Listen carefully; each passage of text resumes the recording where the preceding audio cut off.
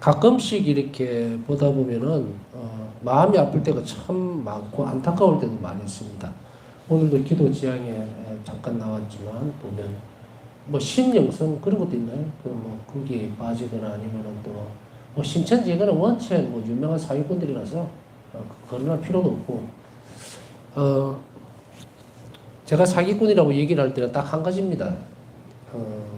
하느님이 드러나지 않는 것. 보면은 이단의 특징이라고 하는 것은 하느님인 척 하는 거예요. 이거는 굉장히 조심하고 잘 살펴봐야 되는데, 누구든, 우리는 이 수로라는 말을 많이 쓰잖아요. 수로. 한 자비가 흘러나가는 수로예요, 우리는. 그런데 우리가 주인 행세를 하는 것들 살펴보면은 다 그래요. 뭐 자기가 예수다, 뭐 어떤, 근데 또 참 말려 들어가는 사람 보면 기가 막히기도 하지만, 그것은 우리 자신들이 좀 더 노력해야 될 부분이라고 생각을 해요. 교회가 좀 더 많은 노력을 해야 되겠다라고 하는 것은 바로 영성적인 강화입니다. 그래서 여러분들이 이 파우스 성령 특히 이 영성적인 부분들 내적 생활을 시작하게 만들면 절대로 하라고 막 사정거려도 안 나갑니다, 사실은. 그러면 이런 말을 하게 되죠. 저희가 주님을 두고 어디로 가겠습니까? 근데 그렇게 되는 케이스가 사실 우리 주변에서 공동체 안에 들어가 보더라도 몇 명이나 있어요? 저희가 주님을 두고 어디로 가겠습니까? 했을 때는 예수님이 시작이면서 끝이라는 이야기잖아요. 근데 그렇게 살아내도록 만들어줘야 되는데 안타깝게도 그런 노력들이 좀 더 많이 필요할 시간을 지내고 있지 않는가 싶습니다만은 이럴 때일수록 깨어있는 우리가 더 많은 기도와 희생을 하나님께서 요구하시고 또 우리가 드려야 된다는 것도 살펴보고 결심을 해야 됩니다. 바울사 순례에게 있어서 유일한 귀감은 바로 예수님 모범이었습니다. 특히 드러난 행위였죠. 그래서 우리가 거짓 예언자와 양의 탈을 쓴 어떤 잘못된 종교 지도자들의 모습은 금방 드러납니다. 자기는 안 해요. 절대. 어디만 발달되어 있느냐면 이쪽 부분만. 자기 손에는 아무것도 안 합니다. 묻히지를 않아요. 흙도 하나 안 묻힙니다. 그런데 왜 그것을 믿고 따라가는지, 그것은 뭐냐면 어둠이 눈을 가리웠다 이렇게 얘기하죠. 우리가 하는 일들 중에서 특히 여러분들이 이제 그 전에 잠시 말씀드렸죠. 냉담자들이라든지 가족 중에도 있고 친척, 자식 중에 막 있고 있죠. 그 구렁텅이에서 끄집어내려면요 2가지 방식이 있어요. 하나는 미사, 또 하나는 기도입니다. 기도인데 예수님은 바울사 성령에게 자비 기도를 자비 5단 한 자비를 비는 5단 기도를 한 자비 5단 기도를 계속해서 바치는 거죠. 계속. 그런데 이게 어떤 사람들 보면 도대체 계속해서라는 말이 어디까지입니까? 라고 하는데 스톱할 때 되면 가르쳐 줍니다. 알게 돼요. 그러니까 일단 시작하는 것이 중요하다.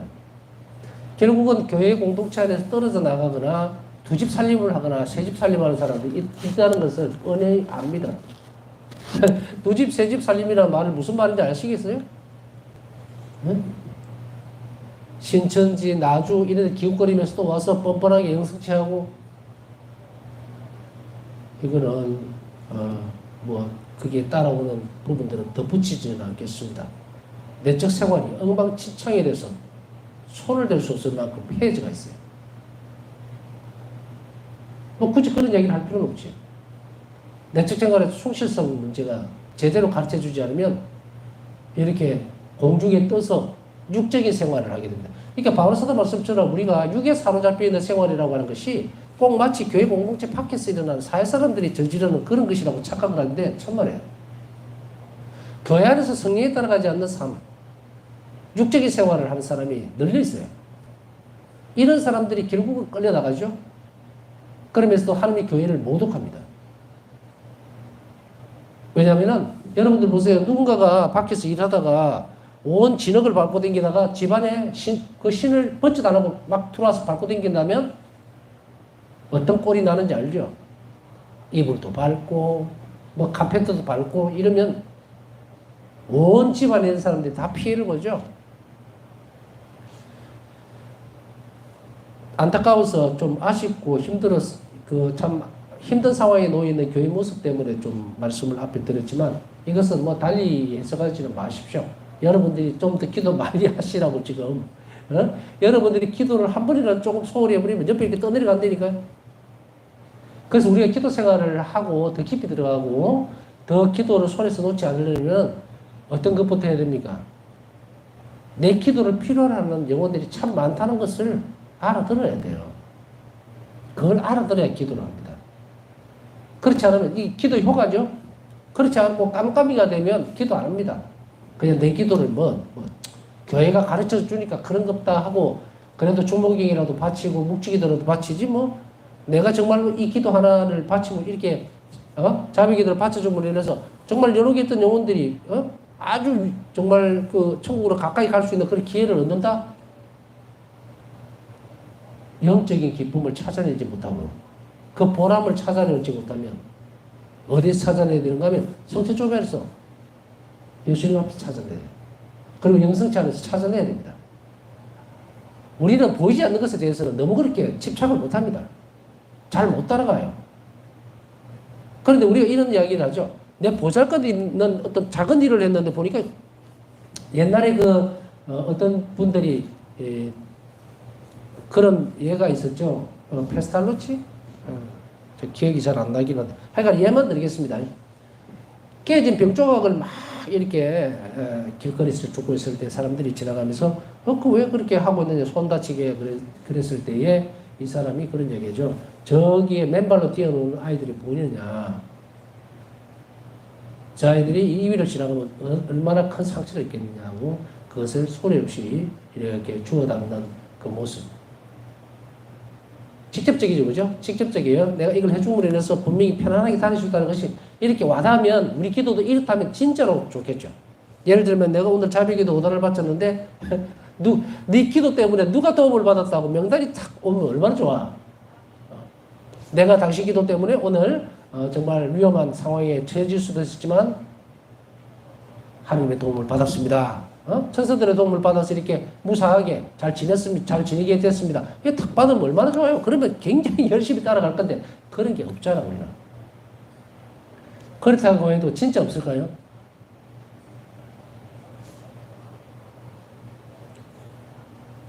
의지적인 기도가 따라가주면 예수님은 그 영혼을 돌보기 때문에 바울사 성경은 끝에 길기에서 뭐라고 얘기를 해요? 어떤 사람들이 나를 위해서 기도하고 있는 것을 당신이 알 때도 있고 내 기도가 그 사람에게 어떤 영향을 미쳤는지를 예수님께서 가르쳐 주실 때도 있었다 그러죠? 그게 여러분이나 저에게 불가능한 것 같이 보입니까? 만일에 이것이 가능하다면 이게 열려져 있다면 여러분 어떻게 하시겠어요? 오늘부터라도 조금씩 소홀히 했던 기도 생활 다시 챙기시라고 드리는 말씀입니다. 우리의 삶에 있어서 숨을 쉬는 동안에는 더 많은 일을 하도록 애를 써야 돼요. 느슨해지면 안 됩니다. 물론 세상이 원체 이러다 보니까 자꾸 늘어지고 또 기울어지고 또 절뚝거릴 때도 있지만 그러나 그 은총은 뒤에서 따라온다는 것을 절대로 잊지 말아야 돼요. 오늘 묵상을 잠깐 하면서 이런 생각이 들었습니다. 우리는 이런 고통이 묵상하면서 이런 생각이 어떤 생각이냐면 우리가 이러죠. 어떤 A라고 하는 한 고통이 나한테 주어졌을 때에 우리는 기도합니다. 하나님께서는 내가 견뎌내지 못할 고통을 주시지도 않을 뿐 아니라 이 고통을 성화시킬 수 있도록 필요한 은총을 주신다. 그죠? 근데 여기에서 제가 말하고 싶은 내용이 어떠냐면 이게 이제 고통입니다. 나에게 주어져 있는. 그리고서 이 고통을 십자가의 순환에 결합시킴으로 인해서 우리는 예수님 순환에 동참하게 되고 그리고 큰 은총이 나에게 주어진다. 이렇게 이제 되죠. 왜냐하면 그 고통을 통해서 예수님은 나에게 큰, 좋은 것을 주시리라고 하는 거, 이거 이제 어떻게 배웠으니까죠. 딱 그러니까 그러면서도 동시에 우리는 어쩝니까?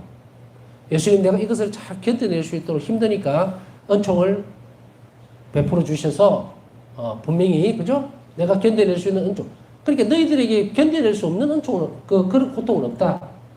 충분히 그걸 감내할 수 있는 은총을 베풀어 주겠다고 약속을 하셨으니까. 자, 방향 전환을 내보면요. 저는 어떤 묵상을 오늘 하면서 깜짝 놀랐냐면, 이 고통을 받아들일 수 있는 은총을 우리는 주시리라고 하는 것을 믿고 기도를 합니다. 그리고 이 은총을, 그렇게 해서 이 은총의 도움으로 이 십자가라는 내 고통을 정말 감사 않을 때에, 그때에 우리는 의탁하는 것이고, 그리고 그것은 예수님과 순환을 같이 하는 거기 때문에 어때요? 그 안에 좋은 선물이 있다라고 여러분들 알고 있고, 그것도 맞죠. 근데 오늘은, 지나간 몇 주간의 시간을 돌아보면서 십자가에 대해서 생각하다가 딱 이런 생각이 드는 거예요. 나에게 주어져 있는 고통과 이 십자가를 하나님께서 주시는 은총을 기대함으로 인해서 그 은총으로 이 십자가를 견뎌낸다라는 생각이 맞는 것인가? 한 발짝 더 나아가면 어떤 생각을 도달하게 됐냐면 나에게 주어져 있는 이 고통 자체가 은총이라는 거예요. 제 말 이해하시겠어요?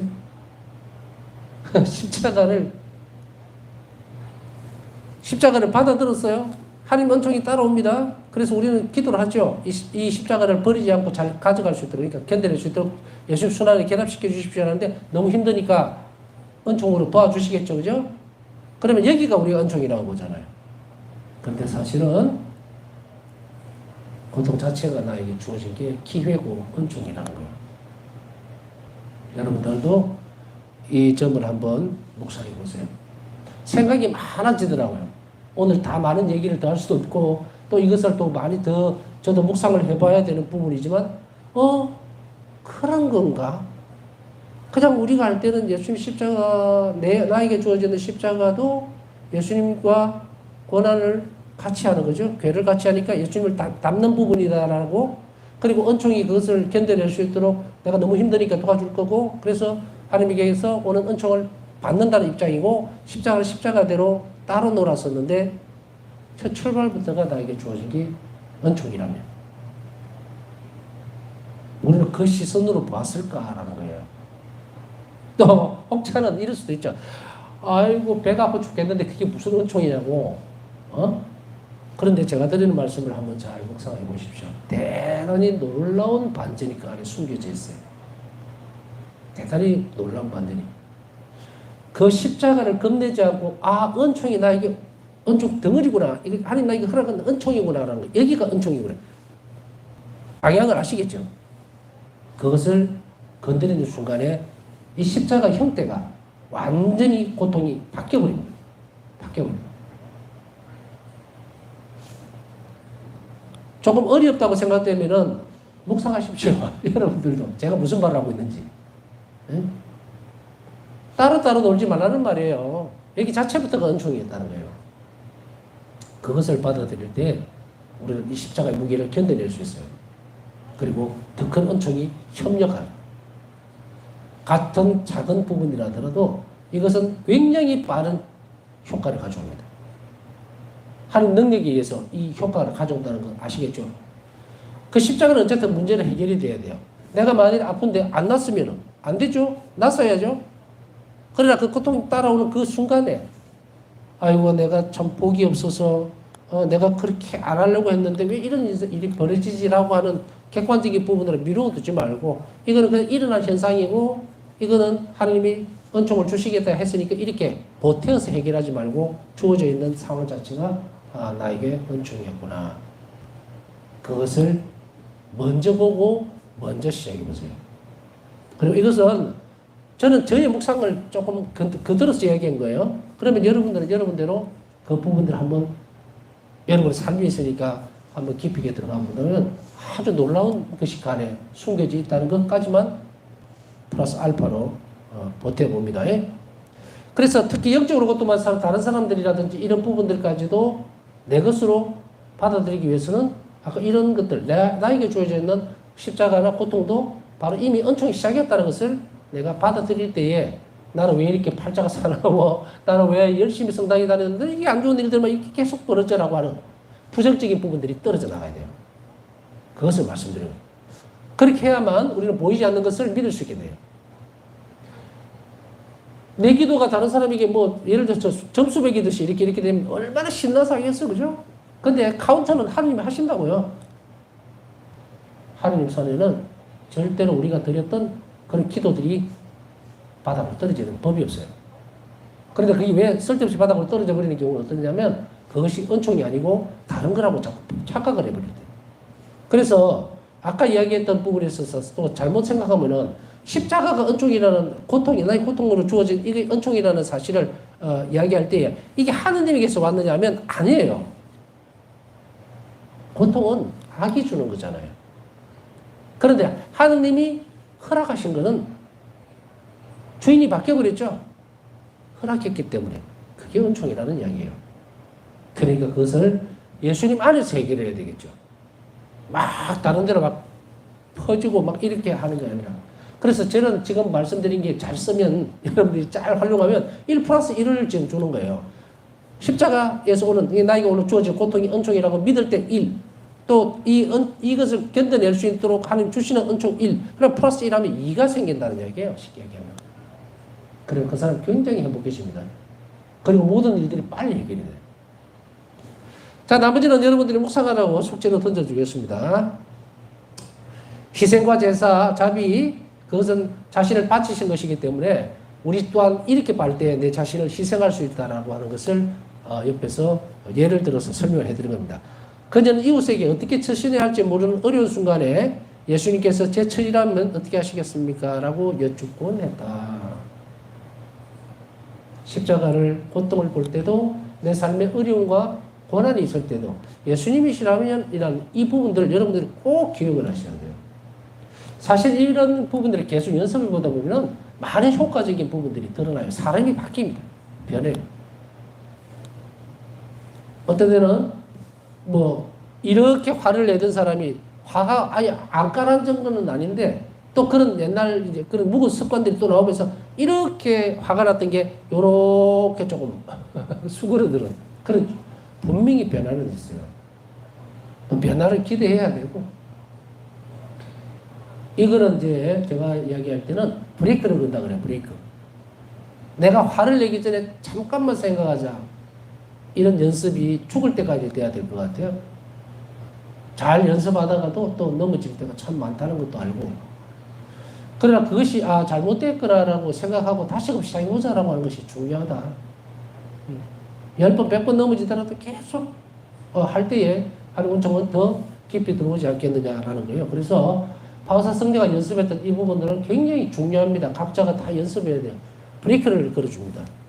브레이크를. 내가 갑자기 화가 나려든지 아니면 저 사람이 나에게 뭐라 하는데 내 생각대로 말을 하지 않고 딱 멈추는 거예요, 그냥. 예수님이 내가 저 사람에게 나쁜 말을 하기를 바라지를 않으실 텐데 라고 하면 이것은 뭐예요?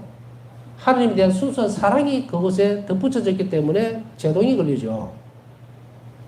그래서 참아낼 수 있도록 됩니다. 그래서 바오사 성령은 이런 상황들에서 정말 어떻게 했으면 좋겠다라고 하기 힘들 때 이웃에게 그때마다 예수님이라면 하는 그 부분들. 그건 예수님을 잘 알아야 되겠죠. 뭐 예수님이 어떻게 처신하셨는지 한 번도 생각도 안 해보던 사람이 어떻게 처신했었을까를 어떻게 떠올립니까? 그러니까 묵상이 중요하다는 거예요. 에? 그래서 우리가 복음 안에서 보면 예수님께서 병자들을 대하셨을 때에 그냥 무뚝뚝하니 이렇게 하셨는가? 아니면 온 사람을 정말 눈에서 꿀 떨어지는 사랑이 뚝뚝뚝 떨어지는 거 병자를 보면서 너무 애처롭고 불쌍하고 하느님 없이 내가 어떻게 살라고 이런 것도 있죠. 그런 마음들, 그런 태도, 분위기 뭐 이런 것들을 계속해서 묵상해 낼 때에 우리는 이것을 훨씬 더 수월하게 할 수가 있다는 얘기입니다. 이걸 전제로 하지 않으면 이 부분을 할 수가 없어요. 바우스타 수녀의 선행을 모욕한 한 평신도 일화는 그녀가 예수님의 모범을 닮으려고 얼마나 노력했는가를 증명해 준다. 사실 이렇게 이제 이웃과의 관계, 다른 사람과의 관계에 있어서는 저도 이 대목에서 이 바우스타 성녀가 겪었던 이 일화에서 나오는 이 부분을 참 많이 겪습니다, 사실. 여러분들도 그렇겠죠? 정말 안 만나기 싫은 사람, 안 만났으면 하는 사람, 이런 것들. 저는 그런 것들이 시험되면서 유혹이라고 생각을 하고. 제가 옛날에도 말씀드렸지만 어둠은 사람에게 이유 없이 미움을 불러일으킵니다. 이유 없이. 어떤 때는 어떤 사람이 그런 의도가 없는데도 불구하고 나에게 살짝 바람만 불어넣으면 쟤참 언제부터 저렇게 건방져졌지? 어? 언제부터 저런 행동을 하면서도 감히 내 앞에서 이런 거 있죠? 이런 것들을 딱 들어올 때는, 이게 유혹이라는 걸 빨리 알아차려야 돼요. 그 상대의 행동을 내가 판단하거나 또 이렇게 할 때는 오류가 참 많습니다. 어떻게 보면. 그 사람 의중은 다른데, 이런 것들이 순간적으로 탁 가리워지거나 혹은 내 컨디션, 내적인 컨디션에 따라서 불쾌해져 있을 때는 오히려 치수가 올라가죠. 그럴 때 이것을 조금씩 분석해야 될 줄 알아야 돼요. 오늘은 내가 컨디션이 안 좋으니까 예민해져 있는가 보다. 그러면은 뭡니까? 옛날에 그 쌀 이렇게 되는 거를 대박이라고 하죠. 그 대박에 딱 쌀을 퍼서는 어떻게 합니까? 쫙 깎죠? 그런 식으로 저는 느낌이 그래요. 그걸 깎아내네요. 깎아내고 정확하게 다시 보려고 애를 써야 돼요. 이것도 훈련이고 연습입니다. 그러니까 저는 안 돼요. 이렇게 될 문제가 아니죠. 이거는 생존권의 문제라니까. 죽고 살고의 문제가 달렸는데 나는 안 못하겠다는 그런 게 어딨어요. 우리에게는 끝까지 해야 될 책임이 있어요. 그렇게 하지 않으면 떨어져 나갑니다. 이렇게 여러분들도 공동체 생활 또 이렇게 공동체 생활이라는 것은 이제 우리 교회 안에서의 생활들이죠. 또 매일매일 겪어야 됩니다. 사람 사이에서는. 이 사람하고 만나 부딪히고 저 사람하고 만나고 부딪히고. 어쨌든 우리가 이 삶을 다하는 날까지는 사람과 사람이 부딪히면서 살아야 되는데 온갖 종류의 일들이 다 처지에 다 틀리죠.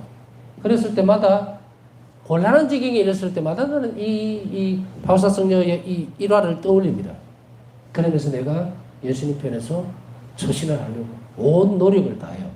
어떤 때는 정말 자존심 내려놔야 될 때도 있고 진땀이 흐를 때도 있어요. 그러나 그 결과가 바울사성녀가 말씀하셨던 대로 그렇게 드러난다는 걸 알아요. 그러니까 다음부터는 이제 또 실수할 수는 있겠죠. 그러나 다음부터는 굉장히 조심해서 이런 케이스들을 딱 정리를 해버리는 거예요. 그러면 훨씬 자유롭습니다. 한 번 더 살펴볼까요? 그녀를 처음 본 순간에, 평신도의 방문입니다. 처음 본 순간에 나는 혈관이 얼어붙는 것 같았다. 혈관이 얼어붙는 것 같았다는 말은 어떤 뜻인지 아시겠죠? 너무너무 싫다는 이야기예요. 정말 세상에서는 안 마주쳤으면 좋겠다는 그런 정도예요. 그녀 때문에 내가 받아야만 했던 모든 고통이 눈앞에 펼쳐졌기 때문이다. 이 평신도가 이 바울사 성녀에 대해서 굉장히 왜곡된 그런 소문도 많이 만들고 말도 많고 거짓말쟁이고 이런 여자였어요. 이게. 그리고 그녀에게 진실을 단호하게 말해야겠다는 생각이 들었다. 그 동시에 하나님 자비가 눈앞에 펼쳐졌고 나는 예수님께서 내 처지에서 행하시는 것처럼 그녀에게 행동해야겠다고 결심했다. 여기에서 그 다음 단계에 이게 나옵니다. 나는 부드럽게 얘기하기 시작했다.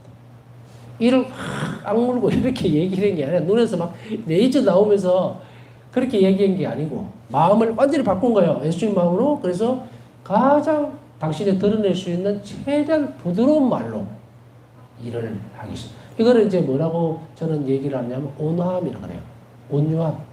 온유한 마음으로 그 사람에게 이 말에 이게 가시가 있거든요. 그래서 감정을 감추면서도 한다고 해도 표가 나요. 그만큼 물론 처세술이 굉장히 뛰어난 사람은 아예 거짓말장이니까 그렇게 할 수는 있겠지만 그러나 일반적으로는 아니잖아요. 그렇지만 바울사 성령은 이 순간 예수님이 어떻게 하실까를 할 때 그냥 예수님 어떻게 하셨어요? 이렇게 묻고 그냥 이게 아니에요. 예수님 마음이 돼버린 거예요. 그래서 예수님께 뭐라 합니까? 기도를 먼저 합니다. 속으로. 주님 저를 도와주십시오. 예수님이 당신이 하시는 것처럼 제가 그렇게 하게 해주십시오라고 기도를 했어요. 그리고 그녀가 나와 단둘이서 얘기하기를 원했을 때에 나는 예의를 갖추어 그녀 영혼의 슬픈 상태를 명확하게 알려주었다. 할 것은 명확하게 하면서도 그 부드러움과 온유함. 나는 그녀가 깊이 감화받는 것을 보았다. 일기 1694번. 이 일이 있고 난 이후에 바울사성에는 어떤 말씀을 하시는지 아시죠? 주님의 자비로, 주님의 은총으로 나는 그 사람을 자비롭게 대할 수 있었음에 감사드린다. 흐름을 이제 잘 이해해야 합니다. 그러면은 사람과 사람 사이가 후회 없이 돼요. 후회 없이. 우리가 어떤 때는 막 정말 잘 해줘야지 이러다가도 막 또 화해하러 갔다가 싸우면 더 크게 싸워가고 오는 경우도 있고 그러죠. 흔히 일어나는 왜냐하면 하나님 개입이 없어서 그래요. 사람과 사람 사이에서는 화해가 안 됩니다. 절대로 깨져버려요. 왜냐하면 사람과 사람이 부딪히면 이것은 하느님 없이 움직이죠. 그러면 악이 그 안에 쏙 들어가 버립니다. 중간에. 그래서 뭐합니까? 부채질해서 불을 붙여버리죠. 근데 사람들은 그건 모릅니다. 그러면서도 어떻게 보면은 믿는 사람들끼리 붙여놨더니 막 싸움박질하고 왜 저런 일이 벌어지지라고 하는데 그들의 대화 가운데 하느님이 들어가 있지를 않는 거예요. 초대되어 있지 않습니다. 그러니 인간은 서로가 서로를 위해서 조화를 하고 이런 존재가 못 돼요. 서로 만나면 잡아먹고 아갈거리는 게 인간 본성입니다. 원죄가 그렇게 만들어놔 버렸어요. 악으로 기울어진다고 그랬잖아요. 성향 자체가 바뀌어버렸어요. 그러니까 부모 자식 간에도 못 잡아먹어서 안달이 되는 거예요. 그러니까 복음에서도 뭐라고 그러죠? 부모가 자식을 고발하고 자식이 부모를 고발하고 며느리가 시어머니를 고발하고 나오잖아요. 왜 그럴까? 그거는 하느님 나라의 교육을 못 받는, 다시 얘기하면 세례를 받지 못한 혹은 예수님을 믿지 않는. 그래서 세례라는 것은 이걸 바꿀 수 있는 작업이거든요. 본성이 바뀔 수가 있다는 게 아니라 본성 자체 방향성이 바뀐다고. 악으로 기울어지는 게 선을 이제 할 수 있도록 하느님께서 새로 창조를 해주잖아요. 악은 물론 계속 건드리겠지. 이 부분을 잘 생각해 보면 왜 그런 일들이 일어났는지를 안다는 거예요. 그때 우리는 어떻게 됩니까? 즉시로 화해를 하지 못하는 데나 불의가 있는 곳에는 즉시 예수님을 청해야 돼요. 그래서 예수님 제가 은총으로 이들을 대할 수 있도록 도와주십시오 하면 내가 예수님을 초대죠. 그러니까 그 일을 바꿔놓습니다. 이거 굉장히 중요하니까 여러분들이 실생활을 해서 이런 부분들을 계속 하십시오. 연습해 봅니다. 그렇지 않으면 여러분들 같이 끌어 넘쳐버려요. 끌어 넘쳐버려요. 저는 한번 예를 들었지만 30년, 40년 지기가 조그마한 일로 서로 등지고 안 본다고 그러다가 그래도 화해하자 그래가 소주 한잔 마시고 화해한 것 같이요. 그 다음에 절대로 안 만납니다. 왜 그럴까? 악이 들어가 버리거든요. 안에. 그때는 적시로 고해성사를 보고 그 사람을 위해서 기도해 주는 쪽에 있다면 이것은 더 돈독해져요. 싸움하기 이전보다 더 굳어져 버리지만 이런 초대와 연습을 하지 못하고 알지 못하는 사람들이 놔두면 깨져버립니다. 이런 것들도 여러분 주변에서 흔히 있을 수 있는 일이고 또 고통스럽게 받아들일 수 있는 부분이기 때문에 이 부분들을 여러분들이 어떻게 잘 은총을 활용할 것인가를 우리는 오늘 파스타 순례기에서 배우게 됩니다. 파스타 순례기에 있어서 하나님 자비는 이웃에게 자비를 실천하는데 모범이 될 뿐만 아니라 동기도 되었습니다. 하나님 자비는 베풀어지는 것을 보고 정말 좋다라고만 되는 것이 아니고 저렇게 해야지라는 것만 되는 것이 아니고 베풀 때의 동기가 되는 거예요. 예수님께서 하셨기 때문에 나도 그걸 해야 돼요. 어떤 책에 보니까 이런 얘기를 하고 있습니다. 사랑은 같은 지점을 바라보는 것이다. 그러나 그리스도교에 있어서는 어떤 말을 합니까? 사랑은, 하나님께 대한 사랑은 혹은 하나님께 대한 사랑이겠죠. 그죠? 먼저 우선적으로 나서는 하나님을 사랑한다면 하시고자 하는 일을 같이 하는 거예요. 이 문제가 다릅니다. 그러니까 사회적으로 이루어지는 말을 하고 있는 그 사랑의 개념과 우리가 구세서적인 관점에서 드러나는 하나님에 대한 인간의 사랑은 다른 거예요. 또 하나님의 인간에 대한 사랑도 달라요. 그러니 너가 나를 사랑한다면 내가 하는 이 일을 도와달라고 하잖아요. 그거예요. 그 일을 통해서 함께 하나가 됩니다. 그것을 절대로 잊지 말아야 된다는 거죠. 하나님의 자비에는 분명 나눔이 있다는 것이 그녀의 견해다. 파우스타 수녀는 그리스도에 대한 사랑에서 우러나오는 선행을 실천함으로써 자신이 하나님의 자비를 세상에 나누어주는 일에 동참하고 있다는 것을 잘 알았다. 그리스도의 사랑에서 나오는 선행, 드러나지 않는 것이 있으면 안 되죠. 아버지께서 선하시니 우리 또한 선하게 살아야 됩니다. 그렇기 때문에 우리는 우리의 뜻대로 살아가는 것이 아니에요. 하나님의 선하시기 때문에 우리가 선하게 드러나야 되고 하나님이 자비롭기 때문에 내가 자비로워야 된다는 거예요. 그래야 우리가 하나님께 갈 수가 있어요. 그래서 세상에 나누어주는 일이죠. 자비를 베푼다는 것은. 그래서 이 선을 사람들에게 드러내줌으로 인해서 같은 일을 나는 하나님을 사랑합니다라는 표현을 분명하게 드러내줄 때에 나와 예수님의 사랑이 어떻게 됩니까? 같은 동일한 사랑이 돼요. 한계가 됩니다.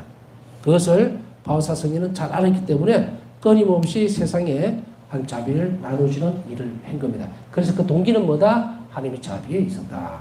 그것을 우리가 잘 묵상해야 됩니다. 오늘 몇 가지 지점에서 우리가 살펴보면서 실천해야 될 것들 그리고 우리가 실행하면서 우리 태도가 어떻게 해야 되는지에 대해서 좀 살펴봤습니다. 남은 시간 묵상하면서 오늘 기도 부탁한 분들 기억해 주시고 그리고 앞서서 나아가는 데 있어서 우리가 이웃을 대하는 데 늘 예수님이 나에게 어떻게 처신하기를 바라시는지 잘 연습하고 실행할 수 있는 은총을 주십사 하고 정하도록 합시다.